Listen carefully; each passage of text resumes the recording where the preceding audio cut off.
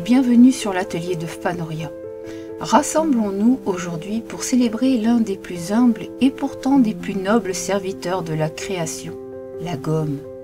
Ouais, cette modeste compagne de nos crayons, cette discrète gardienne de nos erreurs, cette silencieuse architecte de nos recommencements. Car voyez-vous, il n'y a pas d'art véritable sans repentir, pas de beauté authentique sans hésitation, pas de chef-d'œuvre sans ces milliers de petites morts que sont nos erreurs effacées. La gomme n'est pas l'ennemie de la perfection, elle en est la sage femme, l'accoucheuse patiente qui aide l'œuvre à naître en écartant les scories du faux. Depuis que l'homme trace des signes sur la matière, il rêve de pouvoir les reprendre, les corriger, les parfaire. Et cette aspiration à l'amélioration perpétuelle, cette insatisfaction sacrée qui pousse l'artiste à toujours mieux faire, elle a donné naissance à l'un des outils les plus révolutionnaires de l'histoire humaine, l'instrument de l'effacement créateur. Aujourd'hui, je vous invite à découvrir l'épopée méconnue de la gomme, cette héroïne silencieuse qui, d'âge en âge, a permis à l'art de se sublimer, à la pensée de se raffiner, à l'humanité de progresser par la grâce du recommencement. Aux origines de l'écriture, dans les premières cités de Mésopotamie, nos ancêtres scribes découvrirent la première forme d'effacement, l'argile fraîche. Sur ces tablettes malléables, le roseau pouvait tracer, reprendre, corriger.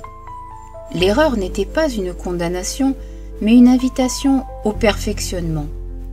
Quelle révélation! Pour la première fois dans l'histoire humaine, la pensée pouvait hésiter, tâtonner, se reprendre sans que cette recherche laisse de traces honteuses. L'argile acceptait tout, l'erreur de sa correction, l'ébauche et son aboutissement, le brouillon et la version définitive. Ces premiers effacements nous enseignent une vérité fondamentale. L'art naît dans le dialogue entre l'intention et l'accident, entre le projet et sa réalisation imparfaite. La possibilité de corriger libère la créativité au lieu de l'entraver. Les Romains, ces maîtres de l'organisation, perfectionnèrent cette approche avec leurs tablettes de cire. Quel génie que cette invention! La cire, chauffée par la main, redevenait lisse sous le stylet inversé. L'effacement n'était plus destruction, mais transformation, métamorphose de la matière au service de la pensée. Dans les écoles romaines, les enfants apprenaient à écrire sur ces tablettes réutilisables à l'infini. Chaque erreur était une leçon, chaque correction un progrès. La cire enseignait la patience, la persévérance, l'art de ne jamais désespérer de ses imperfections. Ces tablettes de cire nous révèlent une vérité profonde. L'effacement n'est pas négation du travail accompli, mais promesse de travail à accomplir. Elle incarne l'espoir éternel de l'amélioration possible. Au cœur des monastères médiévaux se joua l'un des drames les plus poignants de l'histoire de l'effacement. Le parchemin, si précieux, si rare, devait parfois servir plusieurs fois. Les moines grattaient patiemment les anciens textes pour en écrire de nouveaux par-dessus. Ces palimpsestes, ces parchemins grattés à nouveau, nous parlent d'un effacement tragique et beau à la fois. Tragique car tant d'œuvres antiques disparurent ainsi. Beau, car cette superposition créait une poésie involontaire, un dialogue mystérieux entre les siècles. Le palimpseste nous enseigne que l'effacement peut être création. En supprimant, on révèle parfois des beautés insoupçonnées. Sous le texte visible transparaît l'invisible, sous le présent affleure le passé. L'effacement devient archéologie de l'âme. Dans les scriptoriums, les moines disposaient d'outils rudimentaires mais efficaces.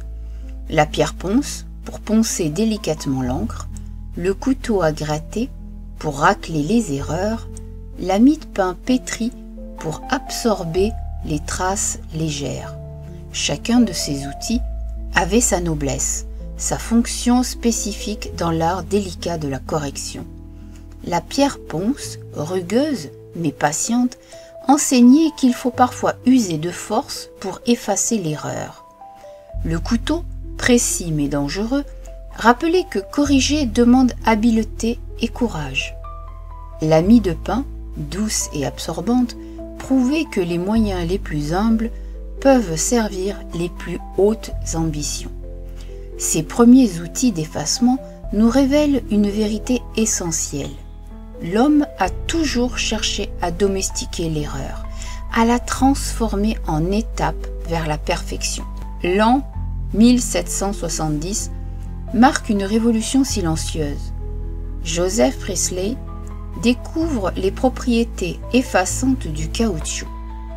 Cette résine venue d'Amérique que les Indiens utilisaient pour imperméabiliser leurs tissus révèle soudain un talent insoupçonné.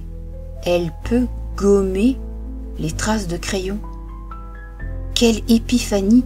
Pour la première fois dans l'histoire, l'effacement devient geste simple, précis, contrôlable. Plus besoin de gratter, de poncer, de racler. Il suffit de frotter délicatement pour voir disparaître l'erreur sans abîmer le support. Cette découverte transforme radicalement l'approche de l'erreur.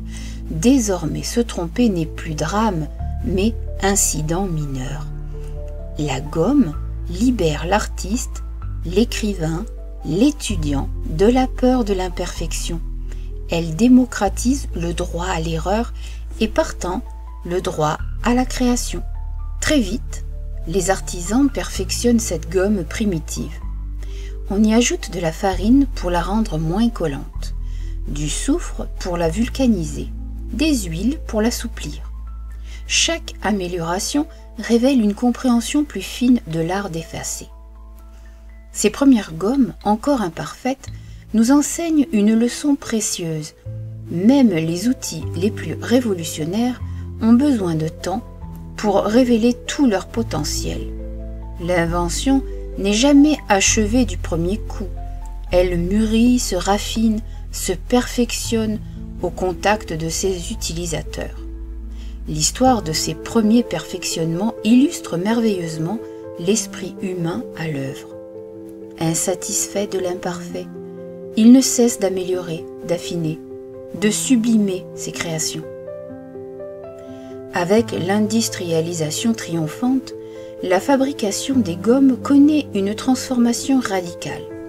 Les manufactures se multiplient, les procédés s'affinent, la qualité s'améliore.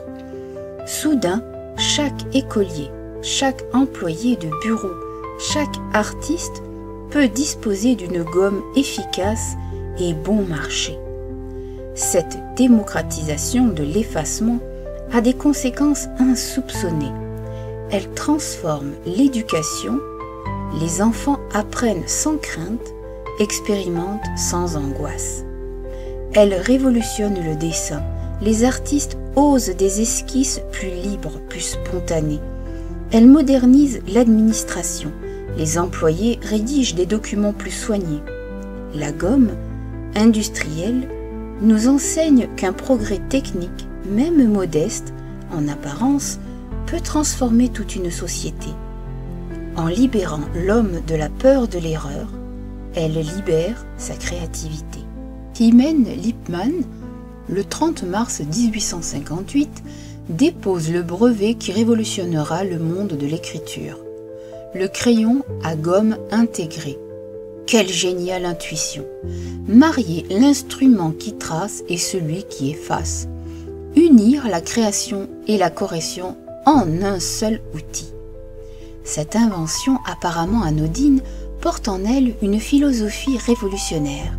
L'erreur et sa correction ne sont plus ennemies mais sœurs, inséparables compagnes du processus créatif. Le crayon gomme incarne la réconciliation de l'homme avec son imperfection. Désormais, créer et corriger deviennent un seul geste fluide. L'artisan n'a plus à interrompre son élan pour chercher sa gomme. Elle est là, à portée de ses doigts, prête à intervenir dans le flux de la création.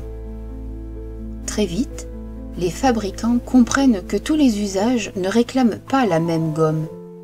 Naissent alors les premières spécialisations. Gomme douce pour les crayons tendres, gomme ferme pour les crayons durs, gomme blanche pour les papiers délicats, gomme colorée pour égayer les trousses d'écoliers. Cette diversification révèle une vérité profonde. L'effacement est un art qui demande l'outil adapté. Comme le peintre choisit son pinceau selon l'effet recherché, l'utilisateur de gomme doit adapter son instrument à sa tâche. Ces premières spécialisations annoncent la sophistication croissante de l'art d'effacer. Elles prouvent que même les gestes les plus simples peuvent être perfectionnés à l'infini. Paradoxalement, alors que l'industrie triomphe, les artistes redécouvrent les vertus de l'ancienne mie de pain malaxée. Mais cette fois, elle devient produit manufacturé, la gomme mie de pain industrielle, malléable et réutilisable, conquiert les ateliers d'artistes. Cette gomme révolutionnaire ne se contente pas d'effacer, elle sculpte la lumière. En tamponnant délicatement un dessin au fusain, elle révèle des blancs, crée des effets, modèle les volumes. L'effacement devient technique picturale à part entière. La gomme mie de pain nous enseigne que l'innovation peut consister à redécouvrir le passé avec les moyens du présent.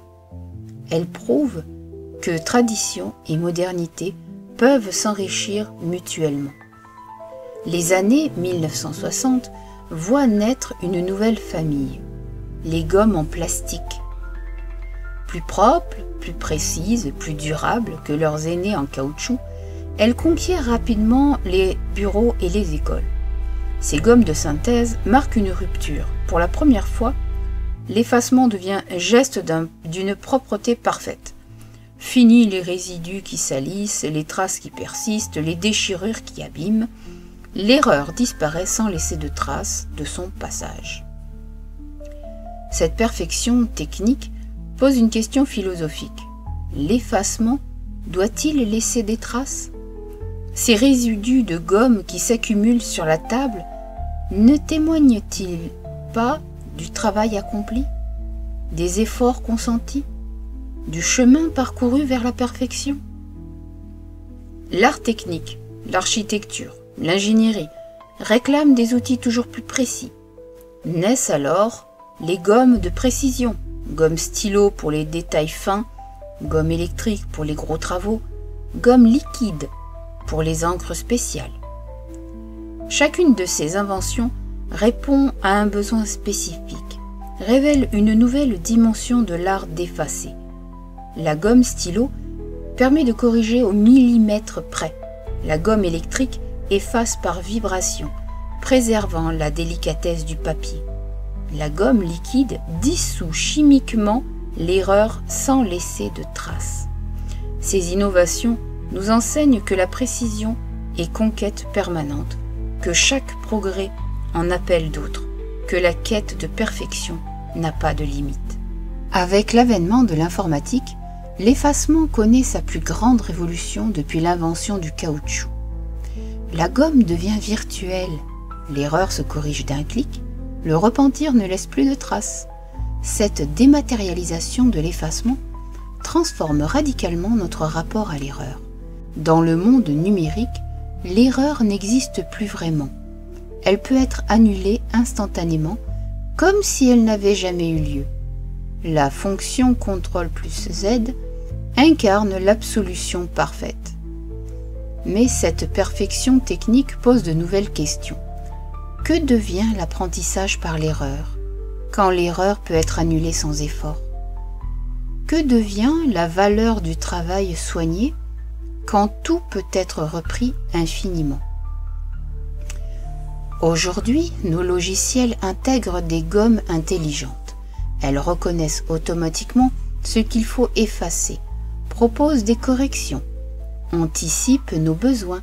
L'intelligence artificielle transforme l'effacement en assistance créative. Ces nouveaux outils révèlent une vérité troublante. La machine peut-elle mieux que l'homme décider de ce qui doit disparaître?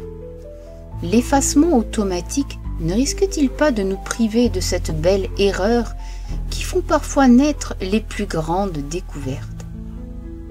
L'IA de l'effacement nous confronte à une question existentielle. Dans un monde où l'erreur peut être prévenue plutôt que corrigée, que devient la créativité humaine? La gomme rose. Elle trône dans toutes les trousses, rose tendre comme l'innocence de l'enfance, douce comme la bienveillance maternelle.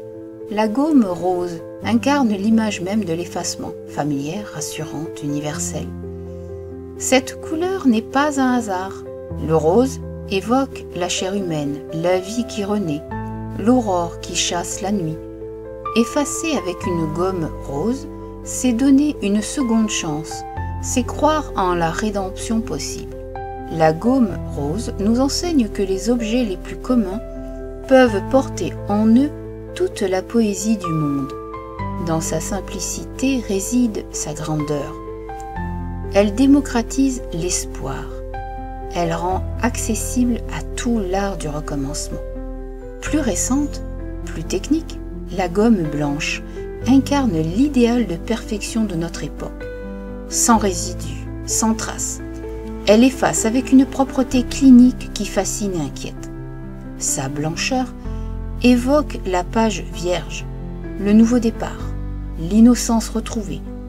Mais cette pureté parfaite ne cache-t-elle pas une certaine froideur?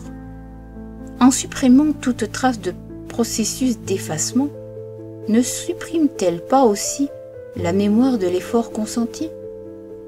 La gomme blanche nous interroge sur notre rapport contemporain à l'erreur. Voulons-nous vraiment qu'elle disparaisse sans laisser de traces? Ou ces cicatrices du travail créatif ont-elles aussi leur beauté? La gomme bicolore, rouge et bleu, dure et tendre, rugueuse et lisse. La gomme bicolore incarne la dialectique de l'effacement. Chaque face correspond à un usage, chaque couleur révèle une philosophie. Le rouge, violent et passionné, s'attaque aux erreurs rebelles. Le bleu, doux et patient, caresse les traits délicats. Cette dualité nous enseigne qu'il n'y a pas une seule façon d'effacer, mais 1000 manières d'aborder l'imperfection. La gomme bicolore symbolise l'adaptation nécessaire face à l'erreur. Il faut savoir choisir l'approche adéquate, doser la force et la douceur, allier détermination et délicatesse. Il y a les gommes parfumées, gommes à forme d'animaux, gommes fluorescentes. L'industrie moderne transforme l'effacement en jeu, en plaisir, en objet de désir. Cette ludification de l'erreur révèle une évolution profonde de nos mentalités.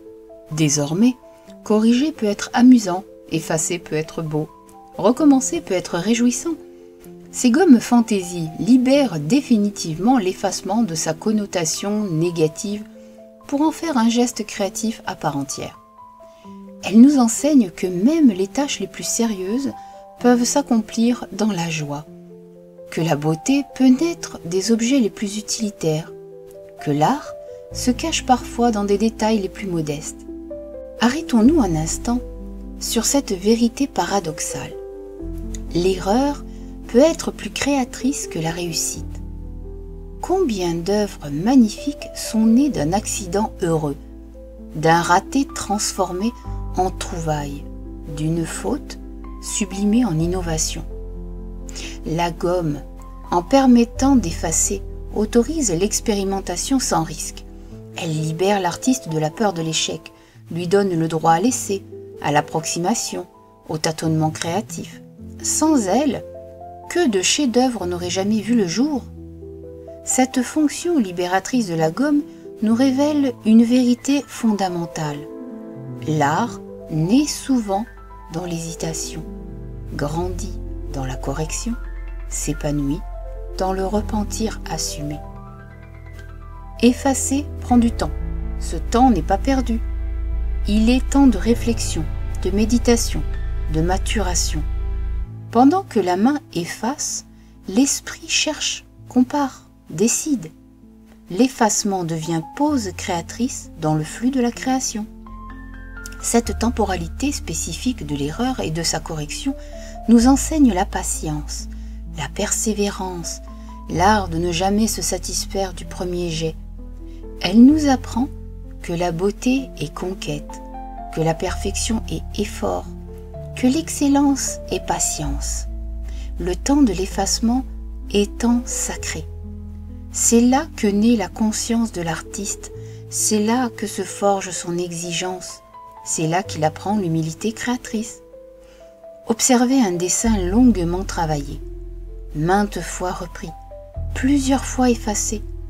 Ne porte-t-il pas en lui une beauté particulière? Ces fantômes de traits, ces ombres d'erreur, ces palimpsestes involontaires ne racontent-ils pas une histoire plus riche que la perfection du premier coup? La gomme, paradoxalement, peut créer en effaçant. Elle révèle des textures, des nuances, des subtilités que l'intention seule n'aurait jamais produites. L'effacement devient technique artistique. L'erreur devient effet recherché. Cette esthétique du repentir nous enseigne que la beauté n'est pas toujours dans l'achevé, mais parfois dans le processus. Pas toujours dans le résultat, mais parfois dans le chemin parcouru. Le grand Léonard de Vinci, ne possédait pas nos gommes modernes, mais il maîtrisait l'art de l'effacement mieux que quiconque, son sfumato, cette technique qui estompe les contours, qui fond les formes dans la brume dorée. N'est-il pas l'ancêtre de nos effacements contrôlés? Dans ces carnets, nous voyons des dessins repris 100 fois, des études corrigées sans relâche, des esquisses où se superposent les repentirs. Léonard nous enseigne que le génie n'est pas l'art de ne jamais se tromper, mais celui de transformer chaque erreur en découverte. Ses œuvres nous prouvent que l'effacement peut être sublimation.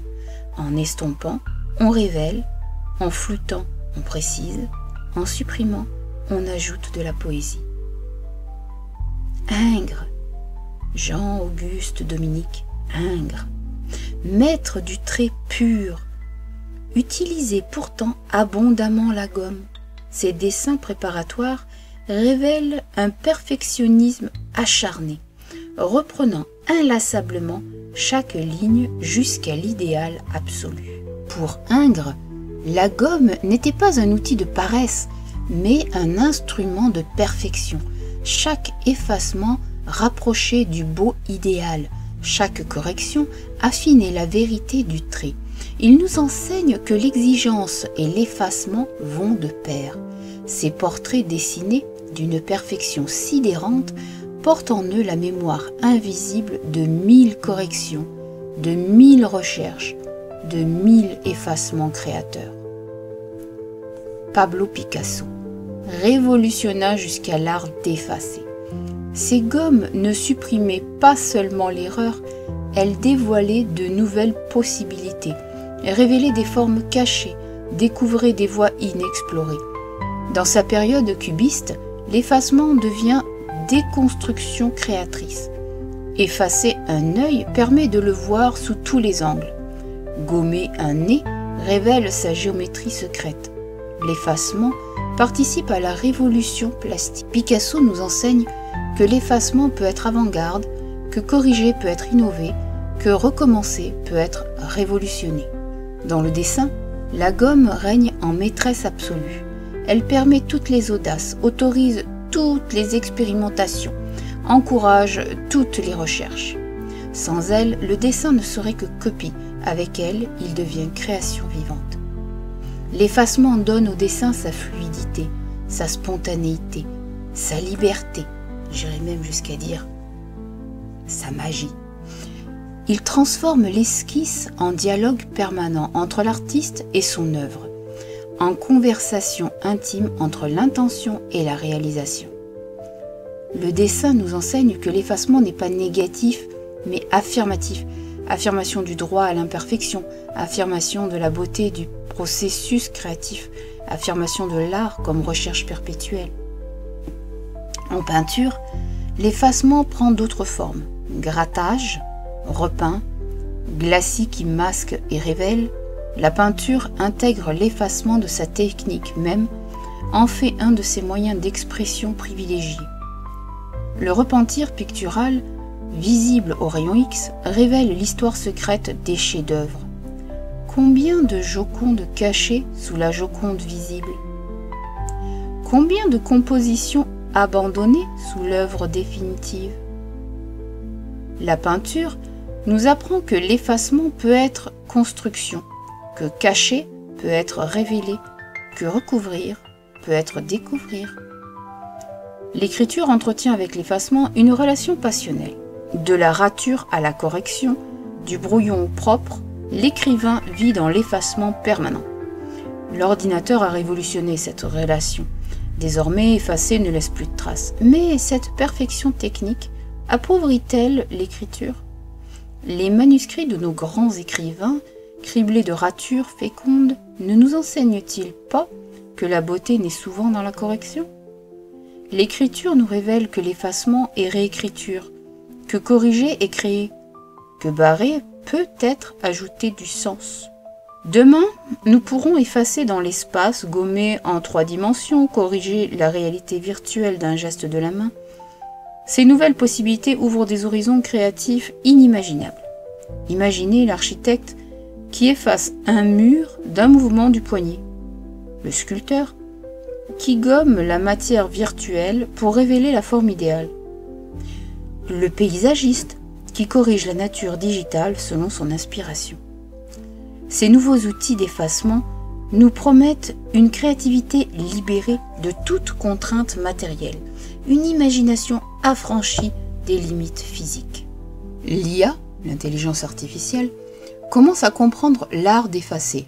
Bientôt, nos assistants numériques proposeront des corrections intelligentes, anticiperont nos repentirs, suggéreront des améliorations créatives. Cette collaboration entre l'homme et la machine dans l'art de l'effacement ouvre des perspectives fascinantes. Et si l'erreur humaine, corrigée par l'intelligence artificielle, donnait naissance à de nouvelles formes de beauté? Nous entrons dans l'ère de l'effacement collaboratif, où l'homme et la machine conjuguent leurs talents pour atteindre des sommets créatifs inédits. Face aux défis environnementaux, naît une nouvelle génération de gommes, biodégradables, recyclables, issues de ressources renouvelables. L'effacement devient geste écologique, correction devient protection de la planète. Ces gommes vertes nous rappellent une responsabilité oubliée. Nos outils de création doivent respecter la création elle-même. L'art ne peut plus ignorer son impact sur l'environnement. L'effacement écologique nous enseigne que corriger nos erreurs créatives ne doit pas créer l'erreur environnementale, que l'art de demain sera durable ou ne sera pas. Dans nos écoles, la gomme joue un rôle pédagogique fondamental. Elle enseigne aux enfants que l'erreur n'est pas faute mais apprentissage, que se tromper n'est pas échouer mais progresser. Cette leçon dépasse largement le cadre scolaire. Elle forme les adultes capables d'innover, d'expérimenter, de prendre des risques créatifs. La gomme éduque à la résilience, à la persévérance, à l'optimisme. L'enseignement par l'effacement nous rappelle que l'éducation n'est pas transmission de savoir figé, mais apprentissage de la recherche permanente, formation à l'adaptation perpétuelle. Imaginons les ateliers d'art de demain. Réalité virtuelle, intelligence artificielle, biomatériaux, impression 3D. Dans cet environnement révolutionnaire, la gomme conservera-t-elle sa place? Oui, car elle incarne des valeurs éternelles, l'humilité créatrice, l'acceptation de l'imperfection, la foi en l'amélioration possible. Ces valeurs traverseront toutes les révolutions technologiques. L'atelier de demain sera synthèse entre tradition et innovation, alliance entre la sagesse ancienne de l'effacement et les possibilités nouvelles de la création.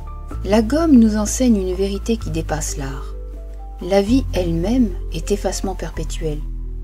Nous corrigeons sans cesse nos erreurs, nous ajustons constamment notre trajectoire, nous réécrivons continuellement notre histoire.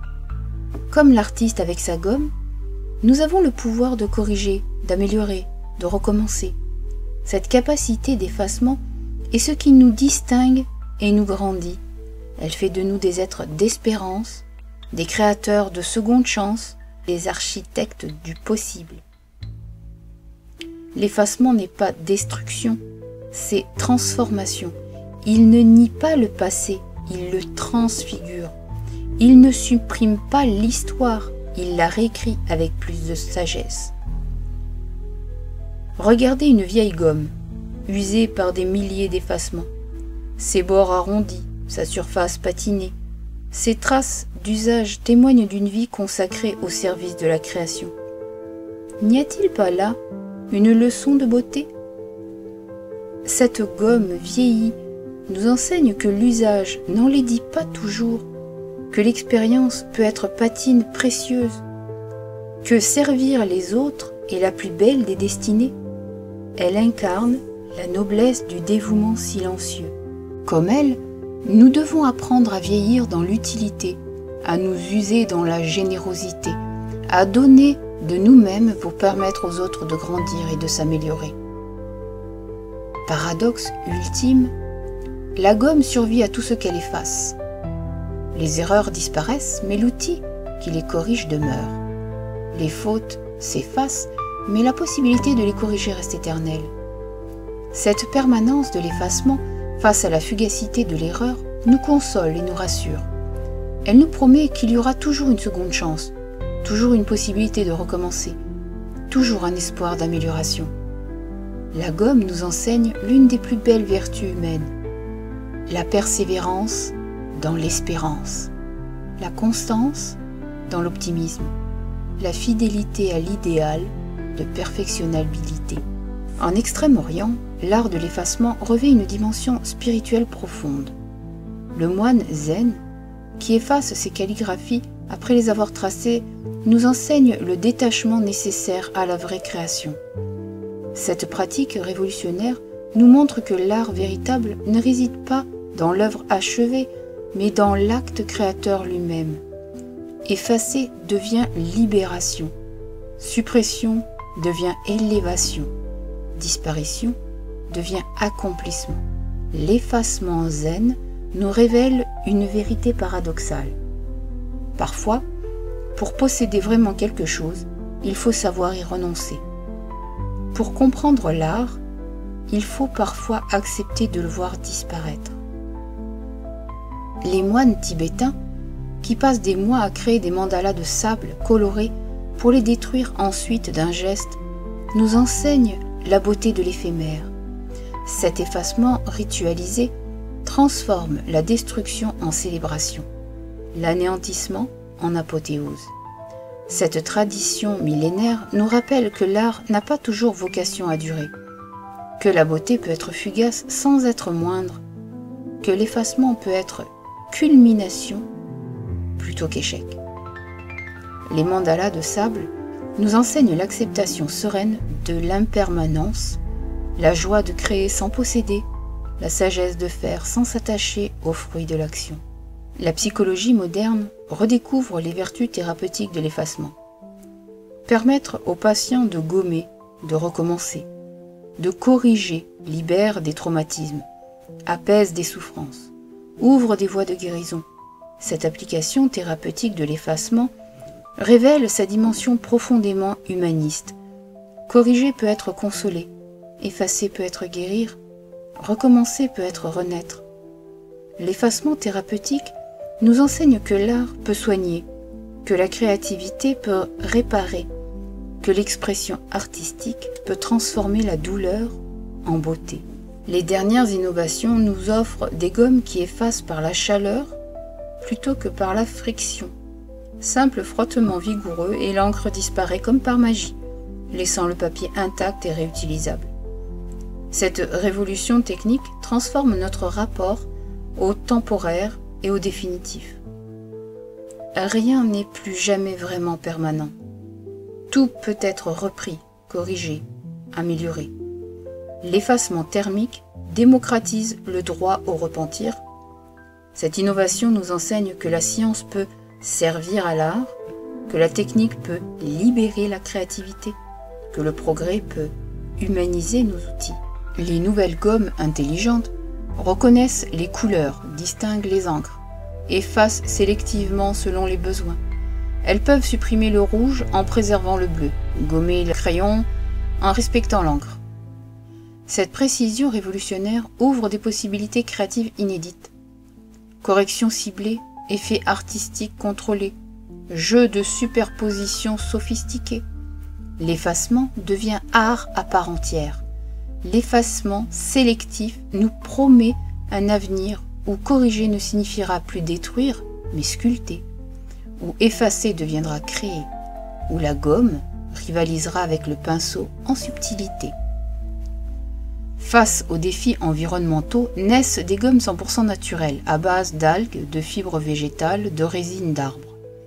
Ces innovations prouvent que progrès technique et respect de l'environnement peuvent se réconcilier.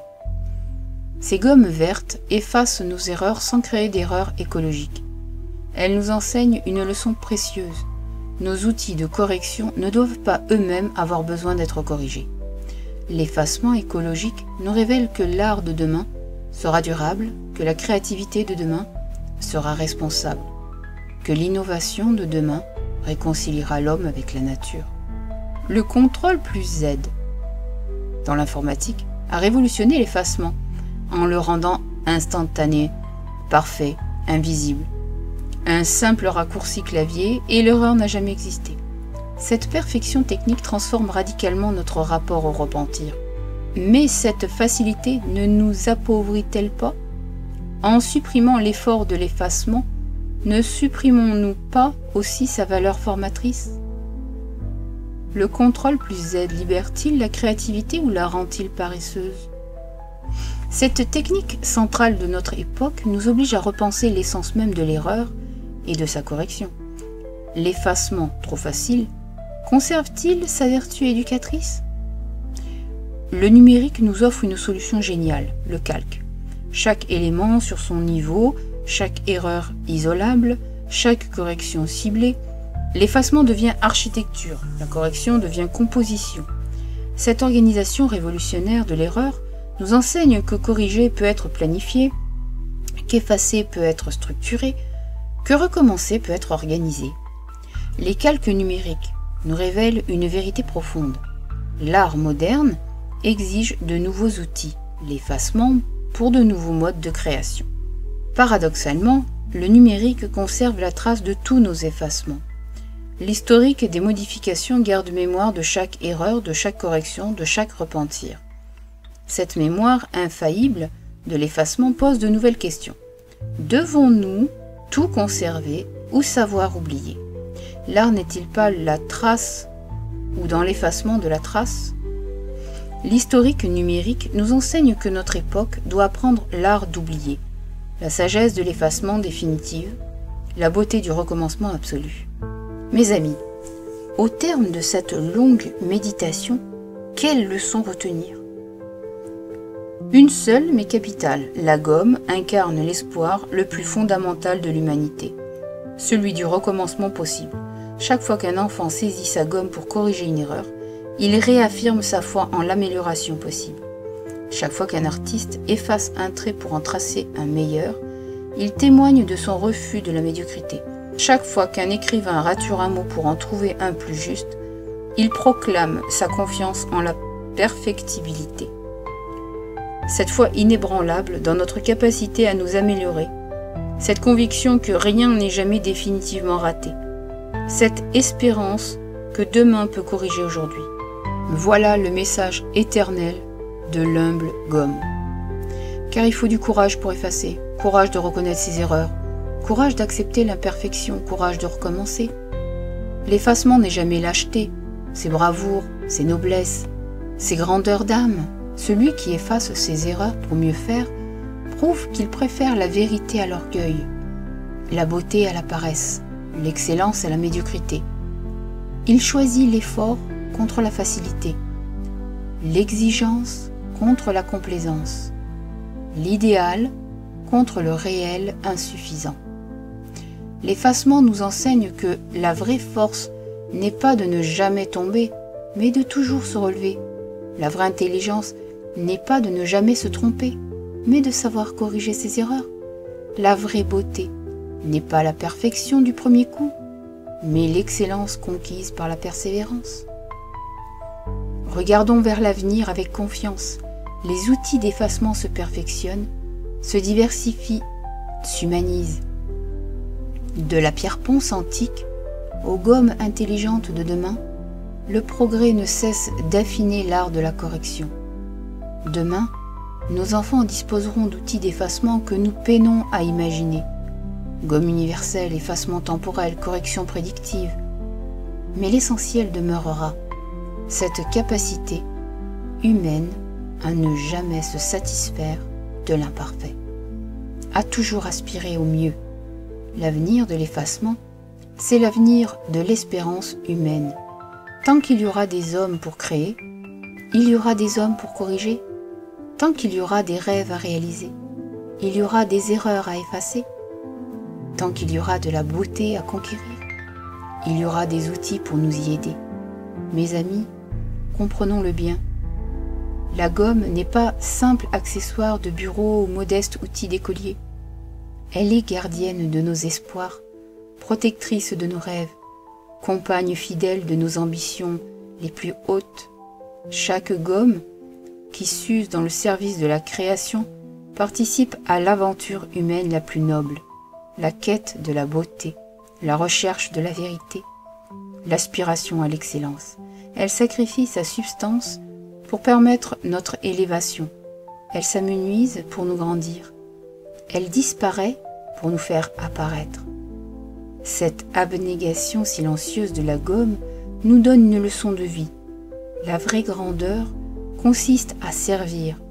La vraie beauté réside dans le don de soi.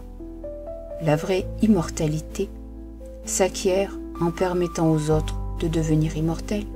La gomme, humble et discrète, porte en elle toute la grandeur de l'esprit humain. Elle incarne notre refus de la fatalité, notre foi en le progrès, notre espérance en l'amélioration possible de toutes choses.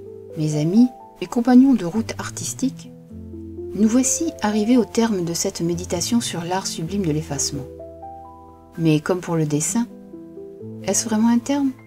Non, car l'histoire de la gomme, comme celle de l'humanité, ne fait que commencer.